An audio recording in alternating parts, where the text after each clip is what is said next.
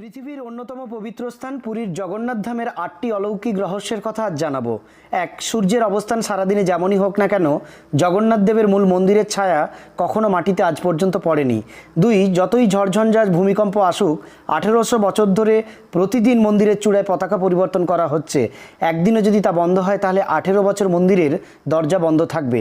৩. মন্দিরের ভগবানের অলঙ্কার যে রত্নভাণ্ডারে রাখা আছে তা ঘিরে অসংখ্য বিষধর সাপ পাহারা দিচ্ছে। ৪. জগন্নাথ দেবের মূল মন্দিরের ওপর দিয়ে বিমান তো দূর, কোনো পাখি আজ পর্যন্ত উড়ে যায়নি। ৫. এই মন্দিরে প্রতিদিন একই পরিমাণ প্রসাদ হয়। ভক্তের সংখ্যা ২০০০ হোক বা ২ লক্ষ, কোনোদিনও প্রসাদ কম বা বেশি হয়নি। ৬. মূল মন্দিরের চূড়ায় যে পতাকা থাকে তা হাওয়ার বিপরীত দিকে ওড়ে। ৭. মন্দিরের চূড়ায় যে সুদর্শন চক্র থাকে, আপনি যে কোনো স্থান থেকে চক্রটির দিকে তাকালে দেখবেন তা যেন আপনার দিকেই মুখ করে লাগানো রয়েছে।